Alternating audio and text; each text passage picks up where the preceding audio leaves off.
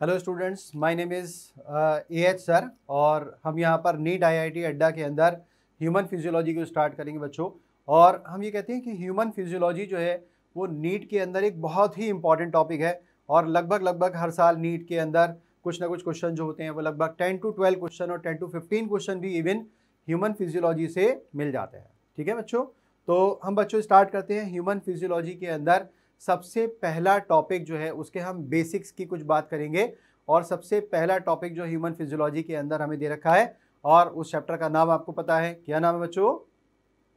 बिल्कुल, तो human physiology के अंदर सबसे पहले चैप्टर का नाम है डाइजेशन एंड एब्जॉर्प्शन। ठीक है, तो जैसे हमें इसके नाम से ही पता चल रहा है कि यहाँ पर हम क्या करते हैं, डाइजेशन करते हैं, हम पाचन करते हैं। और डाइजेशन का सिंपल मतलब क्या होता है?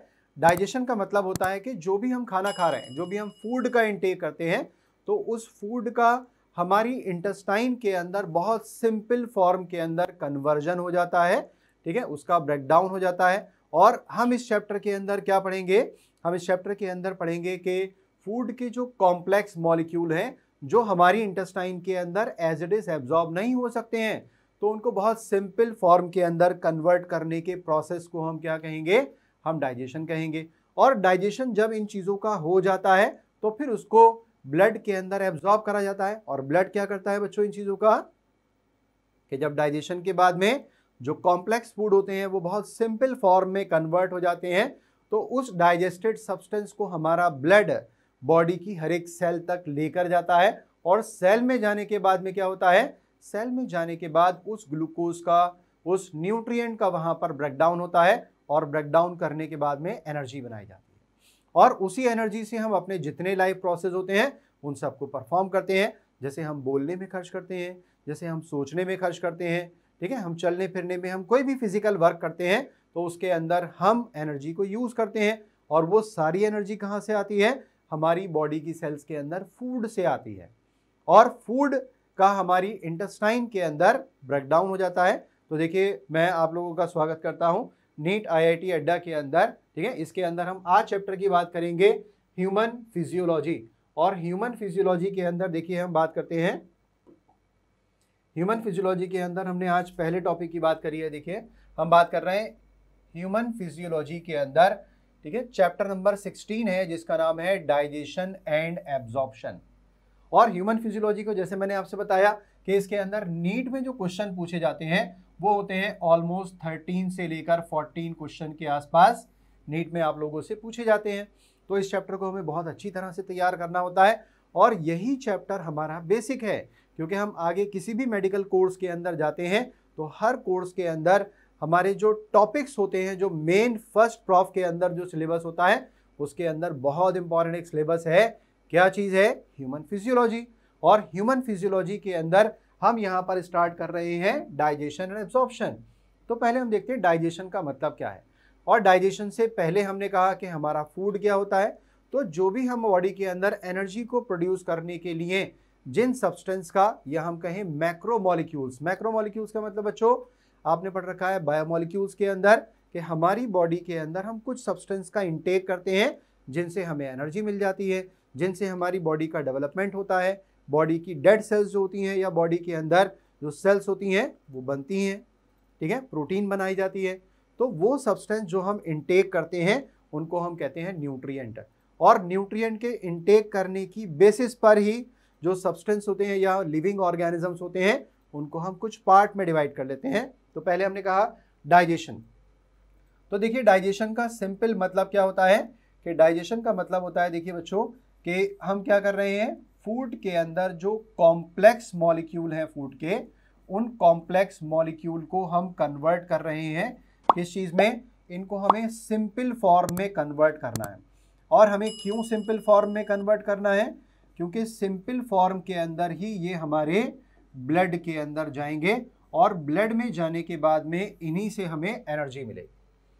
तो हमें क्या करना है कि इन चीज़ों को जो हमने इंटेक करी है, जिनको हम न्यूट्रिएंट कहते हैं, इनको हमें बहुत सिंपल फॉर्म में कन्वर्ट करना है। और यही हमारा चैप्टर है। हम देखेंगे एक एक चीज़ को, एक एक पॉइंट को हम यहाँ पर समझेंगे और लगभग आपके नीट से रिलेटेड सारे क्वेश्चंस इस लेक्चर को देखने के बाद में कंप्लीट हो जाएंगे, आपकी प्रॉब्लम्स नहीं रहेंगी। और साथ साथ में नीट की हम ज़्यादा से ज़्यादा लाइन, और इवन मैं तो कहता हूं कि लगभग नीट की हर एक लाइन को, एनसीईआरटी की लाइन को हम कवर करने की पूरी कोशिश करेंगे इसके अंदर, और सारे क्वेश्चन आपके लग जाते हैं। तो हमने कहा डाइजेशन का मतलब क्या होता है? Digestion means conversion of complex molecule of food. कैसे complex? Which are not absorbable, क्योंकि जो चीज़ें हम खाते हैं वो हमारे खाने के अंदर क्या न्यूट्रिएंट होते हैं? देखते हैं, हमारे खाने के अंदर प्रेजेंट होता है कार्बोहाइड्रेट। ठीक है, हमारे फूड में क्या होता है बच्चों? फूड में प्रेजेंट होता है कार्बोहाइड्रेट। ठीक है, फूड में हमारे प्रोटीन भी प्रेजेंट होती है, और साथ साथ में हमारे फूड के अंदर प्रेजेंट होती है फैट्स।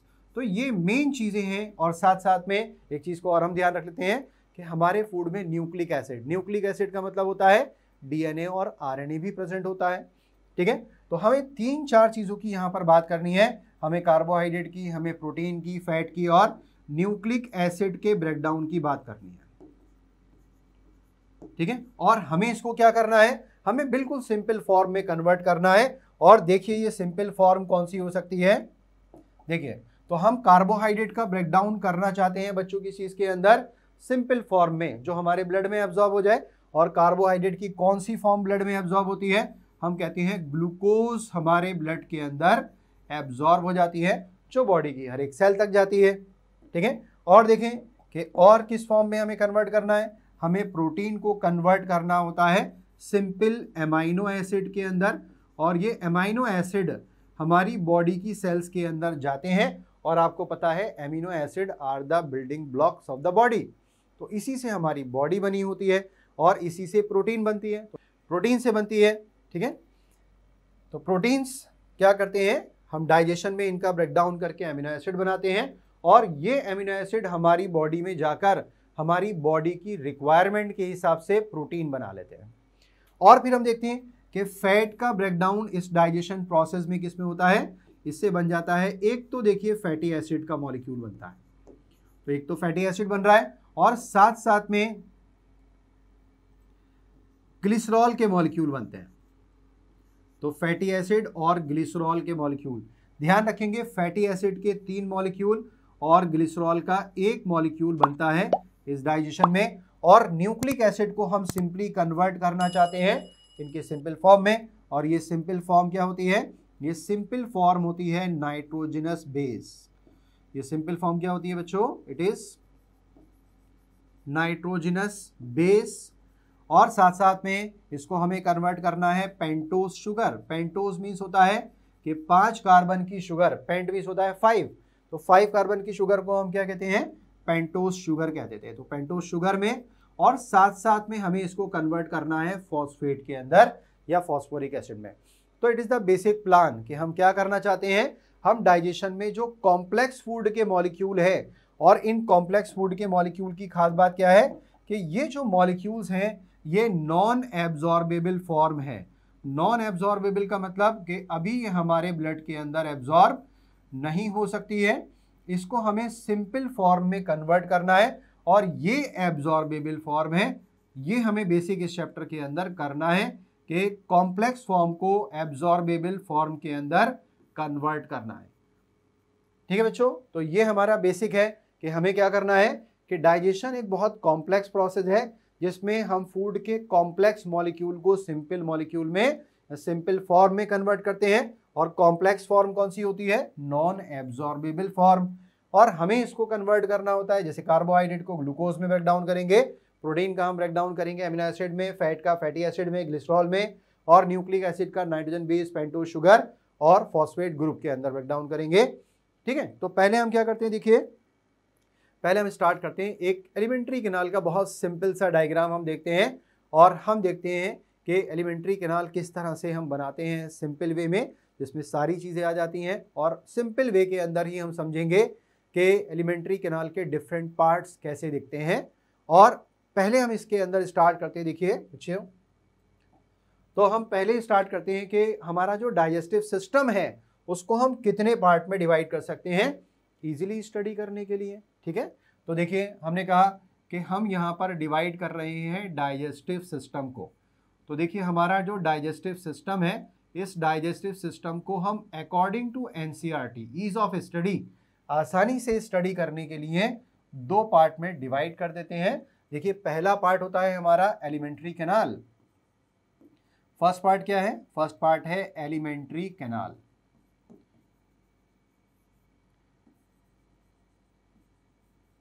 तो फर्स्ट पार्ट है एलिमेंट्री कैनाल। तो हमारी एलिमेंट्री कैनाल बच्चों कहाँ से स्टार्ट होती है? हमारी एलिमेंट्री कैनाल स्टार्ट होती है माउथ से।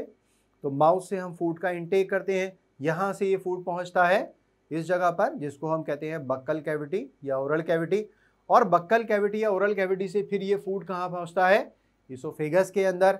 इसोफेगस से ये जाता है हमारे स्टमक के अंदर और स्टमक से फिर इंटेस्टाइन के अंदर।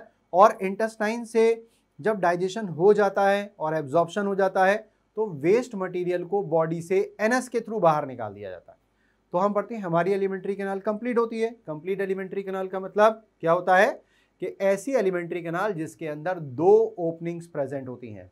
दो ओपनिंग मीन्स एक माउथ, एंटीरियर मोस्ट पोर्शन, और पोस्टीरियर मोस्ट पोर्शन, जिसको हम कहते हैं एनस। ठीक है, तो एलिमेंट्री कैनाल हमारी कहाँ से स्टार्ट होती है? एलिमेंट्री कैनाल स्टार्ट होती है, देखिए, तो एलिमेंट्री कैनाल हमारी स्टार्ट होती है, याद रखेंगे, माउथ से हमारी एलिमेंट्री कैनाल स्टार्ट होती है। तो ये एलिमेंट्री कैनाल स्टार्ट हुई है माउथ से, और माउथ से एनस तक ये कंप्लीट हो जाती है। तो माउथ क्या है एलिमेंट्री कैनाल के अंदर? Anterior opening. It is the anterior opening of alimentary canal. ठीक है, एलिमेंट्री कैनाल की एंटीरियर ओपनिंग है।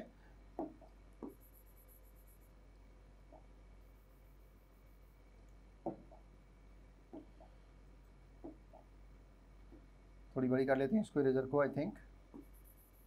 चलिए आगे बढ़ते हैं। तो हम कलर चेंज करते हैं यहाँ पर, लेट सपोज ब्लू लेते हैं। चलिए, तो हमने कहा एलिमेंट्री कैनाल के अंदर माउथ जो होती है ये होती है एलिमेंट्री कैनाल की एंटीरियर ओपनिंग। एंटीरियर का मतलब ध्यान रखेंगे टुवर्ड्स द माउथ। ठीक है, तो ये एंटीरियर ओपनिंग है। फिर उसके बाद में हम देखते हैं एलिमेंट्री कैनाल की बच्चों पोस्टीरियर ओपनिंग। तो पोस्टीरियर या लास्ट ओपनिंग जो होती है ये होती है एनस। तो it is posterior opening of the alimentary canal. ठीक है, तो पहले हमने कहा डाइजेस्टिव सिस्टम को हमने दो पार्ट में डिवाइड करा। पहला पार्ट है एलिमेंट्री कैनाल जो माउथ से स्टार्ट होता है और एनस पर जाकर खत्म हो जाता है, और इसी पार्ट के अंदर डाइजेशन हो जाता है पूरा, और यहाँ से डाइजेस्टेड सब्सटेंस हमारे ब्लड के अंदर एब्जॉर्ब हो जाते हैं, और ब्लड में एब्जॉर्ब होने के बाद में उनको सेल्स में यूज करा जाता है, जिसको हम एजिमिलेशन कहते हैं, जिसकी हम बात करेंगे अभी। तो देखिए, फिर उसके बाद में हम देखते हैं एलिमेंट्री कैनाल तो हो गई, लेकिन एलिमेंट्री कैनाल क्या खुद ये काम कर सकती है? बिल्कुल नहीं कर सकती। साथ साथ में कुछ मदद करने वाले लोग होने चाहिए। तो हम पढ़ते हैं एलिमेंट्री कैनाल के साथ में जुड़ी होती हैं। अब ये एसोसिएटेड ग्लैंड, जैसा मैंने आपको बताया कि इसको हम दो पार्ट में डिवाइड कर सकते हैं। एक वो ग्लैंड जो इंटेस्टाइन के अंदर पाई जाती हैं, और इंटेस्टाइन में पाए जाने वाली ग्लैंड को हम कह देंगे, या इंटेस्टाइन का मतलब मैं बात कर रहा हूँ किस चीज़ की? एक तो खुद इंटेस्टाइन की बात कर रहा हूँ, और दूसरी मैं बात कर रहा हूँ यहाँ पर स्टमक की, क्योंकि आपको पता है बहुत सारी ग्लैंड तो हमारे स्टमक में भी होती हैं और इंटेस्टाइन के अंदर भी होती हैं। तो मैं इसको दो पार्ट में डिवाइड कर देता हूँ। पहले मैं कह देता हूँ इसके अंदर एसोसिएटेड ग्लैंड में इंटेस्टाइनल ग्लैंड और गैस्ट्रिक ग्लैंड के लिए मैं इसका एक कॉमन सा नाम दे देता हूँ, इसको मैं कह देता हूँ इंटरनल ग्लैंड। ठीक है, और इंटरनल ग्लैंड को मैंने दो पार्ट में डिवाइड करा। एक वो ग्लैंड जो स्टमक की वॉल में होती है ना, स्टमक की दीवारों में होती है, उसको हम कहेंगे गैस्ट्रिक ग्लैंड, और दूसरी वो ग्लैंड जो इंटेस्टाइन की दीवार में होती है उसको हम इंटेस्टाइनल ग्लैंड कहते हैं। तो इंटरनल ग्लैंड को मैंने दो पार्ट में डिवाइड करा। ये ग्लैंड कौन सी हो जाएगी? अभी हमने बताया, सोचिए, बिल्कुल सही बात है। तो ये हो जाती है gastric gland. Gastric gland, gastric gland कहाँ होती है? गैस्ट्रिक वर्ड आता है स्टमक के लिए, तो ये प्रेजेंट होती है in the wall of stomach. In the wall of stomach, तो स्टमक की दीवारों में प्रेजेंट होंगी ये। और दूसरे नंबर पर आएंगी इंटेस्टाइन की वॉल में प्रेजेंट, जिनका नाम हो जाएगा इंटेस्टाइनल ग्लैंड।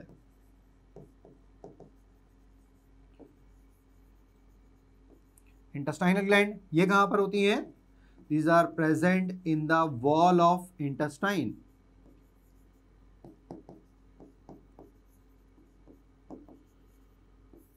ठीक है, तो इंटेस्टाइन की वॉल में प्रेजेंट होती हैं। और उसके बाद में हम देखते हैं कि बाहर से कौन सी ग्लैंड जुड़ी हुई है जो डाइजेशन में हेल्प कर रही हैं। और बाहर से कौन सी ग्लैंड होती है, हम पढ़ते हैं 3 तरह की ग्लैंड होती है। एक हमारे इस ओरल कैविटी के अंदर, ठीक है, जिनको हम कहते हैं सैलिवरी ग्लैंड। और सैलिवरी ग्लैंड के अंदर हम देखते हैं कि एक चीक के पास में लार्जेस्ट सैलिवरी ग्लैंड होती है जिसका नाम होता है पैरोटिड सैलिवरी ग्लैंड। एक ग्लैंड होती है यहाँ पर, ठीक है, हमारे जॉस के नीचे, जिसका नाम होता है सब मैंडिबुलर या सब मैक्सिलरी सैलिवरी ग्लैंड। और एक टंग के नीचे होती है, उसको हम कहते हैं सब लिंगुअल सैलिवरी ग्लैंड। तो हमने कहा कि एसोसिएटेड ग्लैंड के अंदर इंटरनल ग्लैंड, और फिर मैं साथ में लिख देता हूं यहां पर एक्सटर्नल ग्लैंड। और देखिए ये एक्सटर्नल ग्लैंड के एग्जाम्पल हो जाते हैं 3। हम हर एक को बिल्कुल डिटेल में पढ़ेंगे कि जितने भी नीट के अंदर क्वेश्चन आए हुए हैं या जो आने वाले हैं, लगभग सारे क्वेश्चंस आपके कवर हो जाएंगे, ठीक है। चलिए, तो पहले हमने कहा कि सबसे पहले हमारी ओरल कैविटी के अंदर ग्लैंड प्रेजेंट होती हैं जिसका नाम होता है सैलिवरी ग्लैंड। और दूसरे नंबर पर यहां से हम थोड़ा नीचे आए तो इसोफेगस, उसके बाद में स्टमक, और स्टमक और ड्यूडिनम आ जाती है। तो ड्यूडिनम के अंदर भी प्रेजेंट होती है, ड्यूडिनम के बाहर से जुड़ी हुई, जिसका नाम होता है पेनक्रियास। तो पेनक्रियास हो जाती है। और हमने लास्ट वीडियो में पढ़ा था कि पेनक्रियास जो होती है वो एक मिक्स ग्लैंड होती है, डुअल ग्लैंड होती है और हेट्रोक्राइन ग्लैंड होती है। तो इस पेनक्रियास के बारे में जानने के लिए मैंने लास्ट वीडियो के अंदर इसको पूरी तरह से एक्सप्लेन करा था। तो लास्ट वीडियो में, ठीक है, इस वीडियो के अंदर आपको एक लिंक मिल जाएगा, तो उस लिंक के थ्रू या आप वीडियो के अंदर उसको सर्च कर सकते हैं। तो पेनक्रियास से रिलेटेड जितने भी क्वेश्चन नीट के अंदर हैं वो सारे के सारे उस वीडियो के अंदर आपके कंप्लीटली सॉल्व हो जाते हैं। तो मैं बात करता हूं उसके अंदर लास्ट सैलिवरी ग्लैंड है जो एक्सटर्नल ग्लैंड की कैटेगरी में आती है, और इसका नाम होता है लीवर। ठीक है बच्चों, तो 3 जो होती हैं वो एक्सटर्नल ग्लैंड हो गई, सैलिवरी ग्लैंड, पेनक्रियास और लीवर। और 3 ग्लैंड इसके अंदर हो जाती हैं, 2 ग्लैंड हो जाती हैं, कौन सी, इंटरनल ग्लैंड में गैस्ट्रिक ग्लैंड जो in the wall of stomach है, और इंटेस्टाइनल ग्लैंड हो जाती हैं। तो हम अब इसको पढ़ना शुरू करते हैं कहां से, सबसे पहले पार्ट से, जिसका नाम होता है एलिमेंट्री कैनाल। ठीक है, तो हमने कहा डाइजेशन क्या होता है। डाइजेशन का मतलब कि फूड के जो कॉम्प्लेक्स मॉलिक्यूल हैं जो अनएब्जॉर्बेबल फॉर्म में है उनको सिंपल एब्जॉर्बेबल फॉर्म में कन्वर्ट करने के प्रोसेस को हम क्या कहेंगे, हम कहेंगे डाइजेशन। और डाइजेशन में हमने क्या करा, अभी तक देखिए डाइजेस्टिव सिस्टम को हमने 2 पार्ट में डिवाइड कर लिया। एक के अंदर हमने पढ़ा एलिमेंट्री कैनाल जो माउथ से स्टार्ट होकर एनस पर जाती है, और साथ साथ में हमने पढ़ा इसमें कि एसोसिएटेड ग्लैंड्स कौन सी होती है। ठीक है, तो हम क्या करते हैं, देखिए बच्चों, एक बहुत सिंपल सा डायग्राम बनाते हैं एलिमेंट्री कैनाल का, और फिर हम अगले लेक्चर की तरफ जाएंगे। देखिए, तो हम क्या करते हैं, सिंपल एक डायग्राम बनाते हैं एलिमेंट्री कैनाल का। तो आप बताइए कौन सा कलर यहां से चूज करें हम। ठीक है, yellow, orange, red, I think yellow will be good, तो हम येलो सेलेक्ट कर लेते हैं। देखिए, तो हम एलिमेंट्री कैनाल को स्टार्ट करते हैं, और अभी हमने कहा एलिमेंट्री कैनाल तो माउथ से स्टार्ट होती है। तो सबसे पहले इसके अंदर हम माउथ का सिंपल पोर्शन बना लेते हैं। ठीक है, देखिए, तो लेट सपोज मैं यहां पर बना लेता हूं हमारी नोज, है ना, नाक तो बहुत इंपॉर्टेंट है। तो नोज, और नोज के बाद में, ठीक है, नोज है, और नोज के बाद में हम देखते हैं अपर लिप होता है जिसका नाम होता है लेब्रम, फिर लोअर लिप जिसका नाम होता है लेबियम, और अपर लिप के अंदर ये जो डिप्रेशन प्रेजेंट होता है इसका नाम होता है फिल्ट्रम। तो हमने यहाँ पर ये फिल्ट्रम बना लिया। फिर उसके बाद में मैं बना लेता हूँ, देखिए ये अपर लिप हो जाता है, और उसके बाद में यहाँ पर आ जाते हैं हमारे टीथ, और फिर यहाँ पर बनाता हूँ, लेट सपोज मैंने लोअर लिप बनाए, और फिर ये बना ली मैंने ओरल कैविटी अपनी। ठीक है, यहाँ पर मैं चिन बना लेता हूँ, और ये बना लिया मैंने हेड रीजन, और ये थोड़ी नेक रीजन। तो ये मैंने एक सिंपल सा डायग्राम बनाया। ठीक है, किस चीज़ को दिखाने के लिए कि डाइजेस्टिव सिस्टम के अंदर ये जो हमारी ओरल कैविटी होती है इसको दिखाने के लिए मैं यहाँ पर बना रहा हूँ। और हम कहें कि ये हमारी ओरल कैविटी है। इस अपर लिप का नाम मैंने अभी बताया आपको क्या होता है, इट इज लेब्रम। तो अपर लिप को हम कहते हैं लेब्रम, और जो लोअर लिप होता है इसका नाम होता है बच्चों लेबियम। ठीक है, अब एक चीज़ और देखते हैं कि जो हमारे लिप्स होते हैं और टीथ होते हैं, जैसे हमने कहा कि हमारे गाल हैं ठीक है, और अंदर जॉज होते हैं, जो जबड़े होते हैं, इनके बीच का जो स्पेस होता है, ठीक है, इसको हम कहते हैं वेस्टिब्यूल। और ऐसे ही हमारे लिप्स और टीथ के बीच के स्पेस को क्या कहेंगे, वेस्टिब्यूल कहेंगे। बिल्कुल सही बात है। और ये बिल्कुल वही स्पेस है जिसके अंदर बहुत सारे लोग खैनी लगाते हैं, खैनी खाते हैं, ठीक है, गुटखा होता है, या अलग अलग चीज़ें यहाँ पर रखी जाती हैं जो कि बहुत ही ज़्यादा हार्मफुल हैं, इससे कैंसर भी हो सकता है। ठीक है, आप लोग उन लोगों को मना करिए कि इस तरह की कोई हरकत ना करें, ये बहुत ज़्यादा हार्मफुल हो सकता है। जो भी आपके जान पहचान के हो, ठीक है, जिसको भी आप जानते हो इस तरह का कुछ करता हो, तो उसको प्लीज़ आप ये बताइए। तो हमने कहा कि ये लैब्रम है और उसके बाद में लैबिया, और ये ऊपर हमारा शुरू हो जाता है ओरल कैविटी के अंदर। देखिए ये हिस्सा, इसका नाम होता है पैलेट, और इस पैलेट का थोड़ा सारा पोर्शन जो होता है वो नीचे की तरफ लटका हुआ होता है, इसको हम कहते हैं अव्यूला। ठीक है, और इस अव्यूला के पीछे यहाँ पर प्रेजेंट होती है एक होल प्रेजेंट होता है, ठीक है, और ये आगे आकर जुड़ जाता है किस चीज़ से, फेरिंग्स से। तो ये रीजन आ जाता है हमारा फेरिंग्स। अब इसकी हम नेमिंग देख लेते हैं। देखिए कि ये ओरल कैविटी है हमारी, टंग से इसको छूकर देखेंगे तो देखिए जो मैं पोर्शन इसके अंदर डार्क कर रहा हूँ ये वाला, इसको अगर आप टंग से छूकर देखते हैं तो ये बहुत हार्ड होता है, इसको हम कहते हैं हार्ड पैलेट। और हार्ड पैलेट जो होता है वो पीछे जाकर जुड़ा होता है किस चीज़ से, सॉफ्ट पैलेट से। तो इसका एंटीरियर पोर्शन जो होता है ये होता है हार्ड, इसलिए इसको हम हार्ड पैलेट कह देते हैं। पोस्टीरियर पोर्शन थोड़ा सॉफ्ट होता है, इसलिए इसका नाम हो जाता है सॉफ्ट पैलेट। हम यहाँ पर एक एक पॉइंट, एक एक बारीकी आपको बताना चाहते हैं ताकि ये चैप्टर जब आप करें तो हर एक चीज़ आपको बिल्कुल अच्छी तरह से याद रहे, ध्यान रहे, और नीट के सारे क्वेश्चंस आप लगा लें, एनसीईआरटी की हर एक लाइन को हम कवर कर लें। ठीक है, तो सॉफ्ट पैलेट, और इसी सॉफ्ट पैलेट का जो पोस्टीरियर पार्ट होता है वो ओरल कैविटी के अंदर लटका हुआ होता है, और इस पार्ट को हम कहते हैं यूव्यूला। ठीक है, यूव्यूला।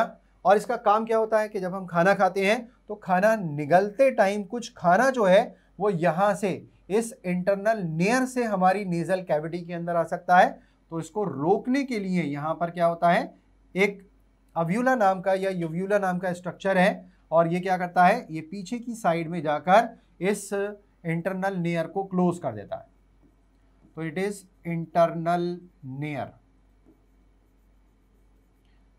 ठीक है, इंटरनल लेयर आ जाता है, और इंटरनल लेयर के बाद में ये वाला पोर्शन तो बहुत ही इंपॉर्टेंट है। ठीक है, इस पे कई बार क्वेश्चन पूछा गया है, तो इसको ध्यान रखेंगे। मैं इसको रेड से बनाता हूँ, देखिए, तो इसका नाम मैं रेड से लिख रहा हूँ, इसका मतलब बहुत इंपॉर्टेंट है ये। और ये जो पोर्शन है इसको हम कहते हैं फेरिंग्स। तो देखिए ध्यान रखेंगे, फेरिंग्स क्या होता है, तो फेरिंग्स एनसीईआरटी में लिखा हुआ है, it is the common passage. Common passage for what, common passage for both food and air. मतलब कि हमारे नॉस्ट्रल से, नेजल चैम्बर से, नेजल कैविटी से एयर भी यहीं से होकर जाती है, फेरिंग्स से होकर जाती है, और जो हमारा फूड होता है वो भी फेरिंग्स से होकर इसोफेगस के अंदर जाता है। तो फेरिंग्स, फेरिंग्स के बाद में ये ध्यान रख देते हैं हम, क्या होता है, it is the common passage, it is the common passage for both food and air. ठीक है, मतलब हमारे रेस्पिरेटरी सिस्टम के थ्रू जो एयर होती है वो भी यहीं से पास होकर जाती है, और जो फूड होता है वो भी यहीं से पास होकर जाता है। ठीक है, तो हम बात करते हैं आगे। देखिए कि हमने कहा कि पैलेट हो जाती है, हार्ड पैलेट, सॉफ्ट पैलेट, फिर उसके बाद में यूव्यूला, इंटरनल लेयर, और फिर आ जाती है हमारी ये लोअर पार्ट ऑफ द, या हम कहें कि floor of the oral cavity. और इस floor of the oral cavity पर बच्चों प्रेजेंट होता है एक बहुत ही इंपॉर्टेंट ऑर्गन जिसको हम कहते हैं टंग। तो टंग क्या होता है, it is a muscular organ. इसका काम क्या होता है, what is the function of tongue, कि ये एक तो खाने की स्वालोइंग, खाने को निगलने में मदद करती है, और साथ साथ में क्या करती है कि जो सैलिवरी ग्लैंड से सलाइवा आया है उस सलाइवा के साथ में खाने को अच्छे से मिक्स करती है, जिससे ये खाना गीला हो जाता है, और हमारे जो टीथ होते हैं मोलर और प्री मोलर, ये खाने को अच्छी तरह से मैस्टिकेट कर देते हैं, चबा देते हैं खाने को। और ये जो खाना हमारी ओरल कैविटी के अंदर चबा है, ठीक है, इसको हम कहेंगे बोलस, और यहाँ से ये खाना आगे जाता है इसोफेगस में, और इसोफेगस से स्टमक में, और स्टमक में जाकर इसका नाम चेंज हो जाता है क्योंकि वहाँ पर डाइजेस्टिव एंजाइम्स चेंज हो जाते हैं, तो इसको हम कहते हैं काइम। तो ओरल कैविटी में क्या कहलाएगा बच्चों, बिल्कुल बोलस कहेंगे इसको हम। और यहां से जब इसोफेगस से स्टमक में पहुंचा तब क्या कहा था हमने अभी, काइम। क्या नाम होता है इसका, काइम। आगे बढ़ते हैं, देखिए तो ये जो हमारा floor of the oral cavity है, इस floor of the oral cavity पर प्रेजेंट होता है, ठीक है, एक मस्कुलर स्ट्रक्चर जिसका नाम होता है टंग। थोड़ी बड़ी हो गई है जीभ, ये कोई बात नहीं, कुछ लोगों की जबान बहुत बड़ी भी होती है। तो ये टंग है, ठीक है, टंग जो होती है ये एक मस्कुलर स्ट्रक्चर है और वॉलेंट्री मसल्स होती हैं इसकी, हम अपने कंट्रोल में कर सकते हैं, लेकिन बहुत सारे लोगों की कंट्रोल में भी नहीं होती है ना, तो लेकिन हम इसको कंट्रोल कर सकते हैं, वॉलेंट्री है। और ये टंग जो होती है वो ओरल कैविटी के साथ में, इसके फ्लोर के साथ में जुड़ी होती है, ठीक है, एक फोल्ड के थ्रू, जिसका नाम होता है फ्रेन्यूलम। क्या नाम होता है इसका, नाम होता है फ्रेन्यूलम नाम का स्ट्रक्चर है ये, और ये टंग जुड़ी हुई है। अब ये पूरी ओरल कैविटी हमारी हो जाती है, और ओरल कैविटी जो होती है वो फेरिंक्स में, और ये फेरिंक्स जो होती है देखिए आगे जाकर दो ट्यूब्स के अंदर ओपन होती है। अब दो ट्यूब्स कौन सी है, देखिए एक मैं बना लेता हूँ पोस्टीरियर ट्यूब, ये पोस्टीरियर ट्यूब है, इसका नाम क्या होता है, इसका नाम होता है food pipe. Food pipe means oesophagus. और ध्यान रखेंगे इस इसोफेगस की जो ओपनिंग होती है इसका नाम होता है गलेट, और इट इज इसोफेगस। तो ये हो जाता है इसोफेगस। और फिर उसके बाद में हम देखते हैं, देखिए लेट्स सपोज कलर चेंज करते हैं, और यहाँ पर इस इसोफेगस के, इसोफेगस तो पोस्टीरियर साइड में होता है, यहाँ सामने की साइड में प्रेजेंट होता है ट्रैकिया। ट्रैकिया को हम क्या कहते हैं, एयर पाइप। देखिए तो हमने कहा कि ये ट्रैकिया है, और इस ट्रैकिया के अंदर, इस ट्रैकिया की ओपनिंग का नाम ध्यान रखना है, the opening of trachea is known as glottis. और इस ग्लॉटिस के ऊपर देखिए एक फ्लैप लाइक स्ट्रक्चर प्रेजेंट होता है जिसको हम कहते हैं दिस वन। ये फ्लैप लाइक स्ट्रक्चर है जो कार्टिलेज का बना होता है, इसका नाम होता है एपिग्लॉटिस।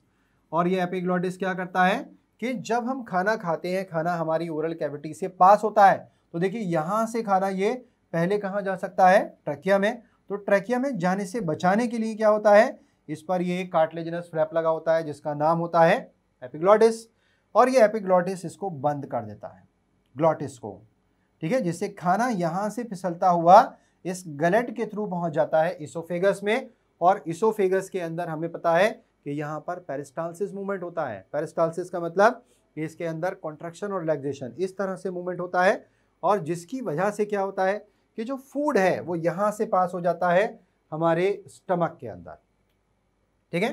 तो देखिए एक चीज़ यहाँ पर और मैं बता देता हूँ कि हमने कहा कि ये जो फ्लैप लाइक स्ट्रक्चर है इसका नाम है एपिग्लॉटिस। एपिग्लॉटिस, और ये बना होता है कार्टिलेज का। तो epiglottis is a cartilaginous structure, ठीक है। तो कार्टिलेजिनस होता है बच्चों, ये ध्यान रखेंगे। तो मैं इसको लिख देता हूं कार्टिलेजिनस,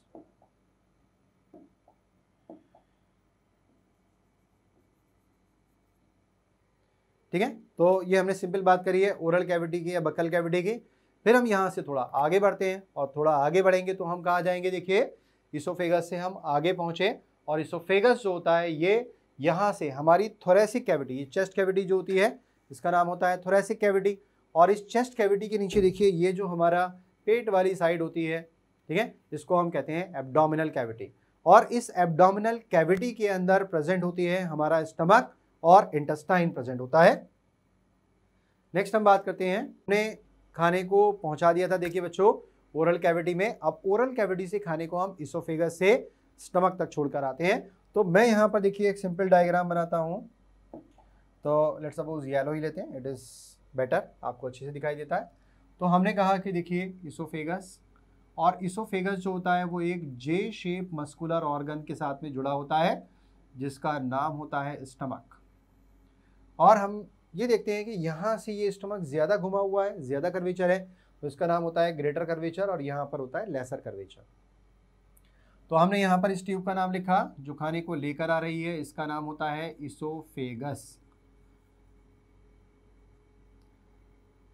इसोफेगस। और फिर उसके बाद में इस स्टमक को हम चार पार्ट में डिवाइड कर देते हैं। देखिए पहला पार्ट जहाँ पर खाना आया है, ठीक है, इस पार्ट को हम कह देंगे cardiac part of the stomach. ठीक है, ये पार्ट क्या कहलाता है, ये कहलाता है कार्डियक पार्ट।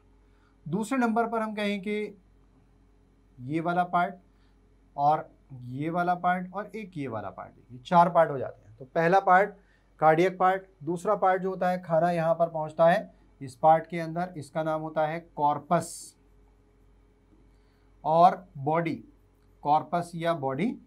और जब यहाँ पर डाइजेशन होगा तो कुछ गैसेस बनेंगी, तो ये वाला पार्ट कहलाता है फंडस, जहाँ पर गैसेस इकट्ठी रहती हैं, इट इज फंडस। और फंडस से ये खाना जो होता है या कार्पस से ये खाना आगे पहुँचता है और इसको इंटेस्टाइन में जाना है। तो ये वाला पार्ट जो होता है जो इंटेस्टाइन में लेकर जाता है, इसका नाम होता है पाइलोरस पार्ट। तो it is pylorus part of the stomach. तो 4 पार्ट हो गए, देखिए कौन कौन से हुए, एक तो कार्डियक पार्ट हो गया, एक हो गया इसके अंदर कॉर्पस पार्ट, फिर उसके बाद में फंडस और फिर पाइलोरस। मेन डाइजेशन कहाँ पर होगा, बिल्कुल कहाँ पर होगा, जहाँ पर खाना आकर गिर रहा है, यानी कि कॉर्पस के अंदर। और फंडस में क्या होता है, फंडस के अंदर गैसेस जो बनती हैं वो यहाँ पर इकट्ठी रहती हैं। अब एक चीज़ और ध्यान रखेंगे, देखिए एक चीज़ और ध्यान रख लेते हैं कि इसोफेगस और जो ये कार्डियक पार्ट है स्टमक का, इसके बीच में यहाँ पर एक स्फिंक्टर लगा हुआ होता है। ठीक है, जब खाना नहीं आता है इंटेस्टाइन के अंदर या हमारे इसोफेगस से तो ये बंद रहता है, और फिर उसके बाद में जब खाना आगे पास हो जाता है या हो रहा होता है तो उस टाइम ये खुल जाता है। जब खाना आगे पास हो गया तो इसको बंद कर दिया जाता है। ठीक है, तो इस पार्ट का नाम क्या है, इस स्फिंक्टर का नाम। और ऐसे ही देखें कि पाइलोरस और ड्यूडेनम के बीच में एक स्फिंक्टर लगा होता है। तो ये दो जो स्फिंक्टर हैं इनका नाम ध्यान रखेंगे कि पहला कहाँ पर है, देखिए इसोफेगस और कार्डियक के बीच में है, तो इसको हम कहते हैं कार्डियो इसोफेजियल स्फिंक्टर, या इसको हम क्या कह सकते हैं, कार्डियक स्फिंक्टर। या इसोफेगस और स्टमक के बीच में है तो इसको हम गैस्ट्रो इसोफेजियल स्फिंक्टर भी कह सकते हैं। नेक्स्ट देखें, एक स्फिंक्टर लगा हुआ है pylorus part of the stomach और इंटेस्टाइन के पहले पार्ट के बीच में, जिसका नाम होता है ड्यूडेनम। तो ये इंटेस्टाइन का पहला पार्ट आ जाता है, देखिए ड्यूडेनम इन दोनों के बीच में लगा हुआ है, तो पाइलोरिक स्फिंक्टर इसको हम कह सकते हैं, ये इसका बढ़िया नाम है। फिर हम आगे देखते हैं, देखिए तो ये आ जाता है स्मॉल इंटेस्टाइन का पहला पार्ट, और स्मॉल इंटेस्टाइन के पहले पार्ट का नाम होता है ड्यूडेनम। ड्यूडेनम, और ये ड्यूडेनम जो होती है वो आगे जाकर जुड़ी होती है हाईली कन्वोल्यूटेड पार्ट से, जो बहुत ज़्यादा कन्वर्जेंस होते हैं, टेढ़ा मेढ़ा होता है, इसका नाम होता है जेजुनम। तो इट इज जेजुनम, और ये जेजुनम आगे जाकर जुड़ा होगा किसी से, इलियम से जुड़ा होगा। और मैं साथ साथ में बना देता हूं यहाँ पर, देखिए लार्ज इंटेस्टाइन, या इसको हम यहीं देखते हैं, देखिए। और फिर उसके बाद में आ जाता है जेजुनम के बाद में स्मॉल इंटेस्टाइन का लास्ट पार्ट, जिसका नाम होता है इलियम। एक चीज और देखेंगे कि ये ड्यूडेनम जो होती है ये, और इसके अंदर प्रेजेंट होती है एक लीफ लाइक ग्लैंड। ठीक है, और इस लीफ लाइक ग्लैंड का नाम क्या होता है, हमने लास्ट वीडियो में डिस्कस करा था, इसका नाम होता है पेनक्रियास। और पेनक्रियास कैसी ग्लैंड होती है, ये एक मिक्स ग्लैंड है, डुअल ग्लैंड है, एंजाइम्स भी रिलीज करती है और हार्मोन्स भी रिलीज करती है। तो यहाँ पर प्रेजेंट है ये पेनक्रियास, इसको हम डिटेल में पढ़ेंगे, अभी इस टॉपिक में भी आता है। तो पेनक्रियास, ठीक है, और पेनक्रियास के साथ में जुड़ा हुआ होता है यहाँ पर एक और बहुत इंपॉर्टेंट स्ट्रक्चर जिसका नाम लीवर है, और इसको हम पढ़ेंगे एक्सटर्नल ग्लैंड में। तो हम पढ़ते हैं लीवर के अंदर, देखिए 2 लोब होते हैं, ये वाला हो जाता है लीवर के अंदर लेफ्ट लोब, और ये हो जाता है राइट लोब। तो हमारा लीवर जो होता है वो एक ट्रायंगुलर स्ट्रक्चर है, जो कहाँ पर होता है, एब्डोमेन के राइट साइड में, राइट एब्डोमिनल कैविटी में प्रेजेंट होता है। ठीक है, और इसके 2 लोब्स होते हैं, इन दोनों का आपस में कनेक्ट करने के लिए प्रेजेंट होती है यहाँ पर एक लिगामेंट, जिसका नाम फैल्सीफॉर्म लिगामेंट। और इस left lobe of the liver से एक डक्ट बाहर निकलती है, जिसका नाम होता है लेफ्ट हेपेटिक डक्ट। इसी तरह से right lobe of the liver से एक डक्ट बाहर निकलती है, जिसका नाम राइट हेपेटिक डक्ट। और ये दोनों डक्ट आपस में जुड़ जाती हैं, और इनसे हमने कहा इसको, देखिए लेफ्ट हेपेटिक डक्ट हो जाती है, और ये वाली हो जाती है राइट हेपेटिक डक्ट। और ये डक्ट देखिए आगे जुड़ी हुई है एक और डक्ट के साथ में, इट इज गॉल ब्लैडर। और गॉल ब्लैडर की जो ये डक्ट होती है इसका नाम होता है सिस्टिक डक्ट। ठीक है, देखिए बच्चों, तो गॉल ब्लैडर की डक्ट का नाम क्या होता है, इसका नाम होता है सिस्टिक डक्ट। Cystic duct. अब ये देखिए सिस्टिक डक्ट और ये जो कॉमन हेपेटिक डक्ट, CHD में लिख देता हूँ इसको, कॉमन हेपेटिक डक्ट, जब ये दोनों आपस में जुड़ जाती हैं तो इनके जुड़ने से बन जाती है ये डक्ट जिसका नाम होता है CBD, कॉमन बाइल डक्ट। और ये कॉमन बाइल डक्ट देखिए आगे जाकर जुड़ जाती है किसमें, पेनक्रियास के अंदर। अब देखिए पेनक्रियास से जो ये डक्ट आ रही है और जो लीवर की डक्ट है, ये दोनों जोड़कर एक डक्ट बना लेती हैं जिसका नाम होता है हिपैटो पेनक्रिएटिक, क्योंकि ये पेनक्रियास की डक्ट है तो पेनक्रिएटिक लगाएंगे, और लीवर से आ रही है तो हिपैटो, तो इसका एक कॉमन सा नाम हो जाता है, इसको हम कहते हैं हिपैटो पेनक्रिएटिक डक्ट। ठीक है, देखिए हमने कहाँ तक कंटिन्यू करा, हमने इसको कंटिन्यू कर लिया इलियम तक, स्मॉल इंटेस्टाइन हमने यहाँ पर खत्म कर ली है, पूरी पढ़ ली है। तो हमने कहाँ तक पढ़ा, हमने कहा ओरल कैविटी, ओरल कैविटी से हम आगे बढ़े इसोफेगस, इसोफेगस से हम आगे बढ़े स्टमक जो कि एक जे shape muscular bag like structure है, फिर उससे आगे हम बढ़े स्मॉल इंटेस्टाइन में, तो स्मॉल इंटेस्टाइन तक इसको हम देखते हैं। फिर उसके बाद में अभी हम देखिए नेक्स्ट वीडियो के अंदर देखेंगे कि स्मॉल इंटेस्टाइन का जो इलियम वाला पार्ट होता है वो लार्ज इंटेस्टाइन के अंदर कैसे जुड़ा होता है। तो यहाँ तक आई थिंक सारी बातें आपको बहुत अच्छी तरह से समझ में आ गई हैं। हम नेक्स्ट आगे बढ़ते हैं। देखिए तो मैं यहाँ पर बना लेता हूँ लार्ज इंटेस्टाइन,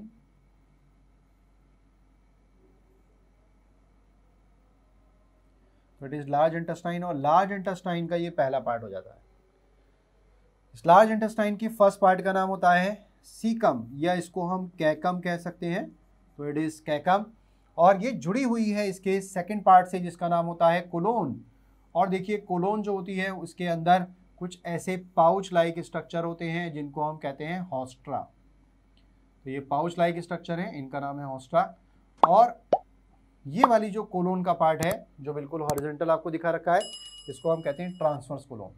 और ट्रांसवर्स कोलोन के बाद में ये कोलोन देखिए नीचे की तरफ आ रही है, तो इसका नाम हो जाएगा डिसेंडिंग कोलोन।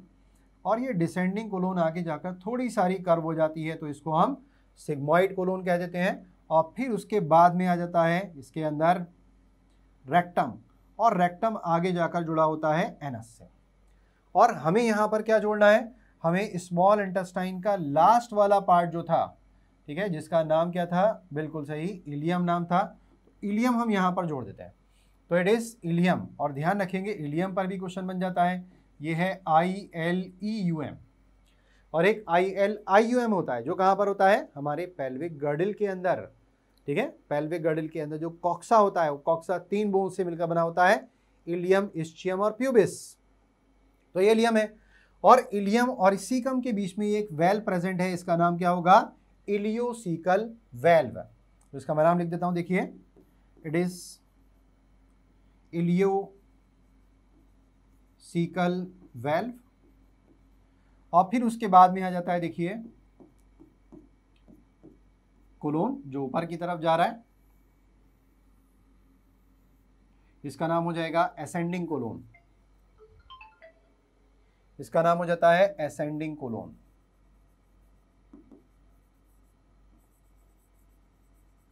फिर उसके बाद में जो हॉरिजॉन्टल कोलोन है इसका नाम हो जाता है ट्रांसवर्स कोलोन। फिर उसके बाद में डिसेंडिंग कोलोन, ये नीचे की तरफ आ रहा है,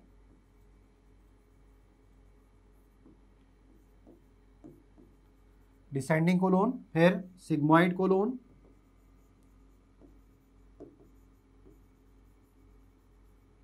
और फिर आ जाता है वो जगह जहां पर वेस्ट मटेरियल का टेम्परेरी स्टोरेज करा जाता है जब तक उसको हम बॉडी से डेफिकेशन यानी कि टॉयलेट के थ्रू बाहर ना निकालते हैं, तो ये पार्ट कहलाता है इसके अंदर रेक्टम। और रेक्टम के बाद में इंटेस्टाइन की लास्ट ओपनिंग आ जाती है जिसका नाम होता है एनस। एक छोटी सारी बात और हम डिस्कस करते हैं यहाँ पर, देखिए तो एक छोटी सारी बात और डिस्कस करते हैं कि ये जो सीकम है, इस सीकम के बेस पर एक वॉर्म लाइक, है ना, ब्लाइंड ट्यूब प्रेजेंट होती है, इसका नाम होता है वर्मीफॉर्म अपेंडिक्स। क्या नाम बच्चों इसका, इसका नाम है वर्मीफॉर्म अपेंडिक्स। अब वर्मीफॉर्म अपेंडिक्स हमारे अंदर क्या है, ये है वेस्टिजियल ऑर्गन, मतलब हमारे अंदर इसका कोई फंक्शन नहीं है फिलहाल, तो इसको हम कहते हैं कि ये है वेस्टिजियल ऑर्गन। तो तो कभी कभी क्या होता है, इसके अंदर पेन होने लगता है ना, इसमें इन्फेक्शन या इन्फ्लेमेशन हो जाता है। तो इस वर्मी फॉर्म अपेंडिक्स को जब कोई काम नहीं है ना, और इसके अंदर इन्फेक्शन या इन्फ्लेमेशन भी होता है, तो हम क्या कर सकते हैं, इसको सर्जरी के थ्रू कट कर बाहर भी निकाल सकते हैं। तो अगर हम क्या करेंगे, अपेंडिक्स में कभी इन्फ्लेमेशन हो जाता है, इन्फेक्शन हो जाता है, तो उसको हम कहते हैं अपेंडिसाइटिस। और अगर इसको हम रिमूव कर देते हैं तो ये कहलाता है अपेंडिसेक्टोमी। तो अपेंडिसेक्टोमी का मतलब क्या होता है, देखिए, सर्जिकल रिमूवल ऑफ अपेंडिक्स। तो यहाँ पर हमने बात कर ली, देखिए, कंप्लीट किस चीज़ की, एलिमेंट्री कैनाल की। और लास्ट इंटेस्टाइन के अंदर देखिए क्या हो रहा है, यहाँ पर लार्ज इंटेस्टाइन के पार्ट्स के अंदर यहाँ पर कुछ पाउच लाइक स्ट्रक्चर आपको दिखा रखे हैं, गोल गोल पाउच हैं, इनको हम कहते हैं हॉस्ट्रा, ठीक है। और हॉस्ट्रा जो होते हैं, इनके बीच में ये 3 लेयर्ड स्ट्रक्चर प्रेजेंट होता है, जिसका नाम होता है टीनिया कोलाई। इसके बाद में हम नेक्स्ट वीडियो के अंदर हम बात करेंगे किस चीज़ की, डाइजेस्टिव सिस्टम की बात करेंगे, एक्सटर्नल ग्लैंड, इंटरनल ग्लैंड के हम निमोनिक्स भी याद रखेंगे सिंपल फॉर्म के अंदर, जिससे आप सारे क्वेश्चन बहुत अच्छी तरह से लगा सकें। तो इस वीडियो को आपको क्या करना है, इसको वीडियो को देखिए, इसको शेयर करिए, लाइक किए, और चैनल्स को सब्सक्राइब भी करिए हमारे, और इसको अपने फ्रेंड्स को भी आप लोग शेयर करिए कि जो लोग नीट की तैयारी कर रहे हैं। तो आपकी एक मॉरल रिस्पॉन्सिबिलिटी बढ़ जाती है कि आप लोग उनको भी अच्छे से अच्छे इन्फॉर्मेशन प्रोवाइड करें, जिससे वो लोग भी आपके साथ में आपके मेडिकल कॉलेज के अंदर ही पहुँचें। ठीक है बच्चों, चलिए गुड बाय। नेक्स्ट वीडियो के अंदर हम इसके आगे कंटिन्यू करेंगे। Thank you very much.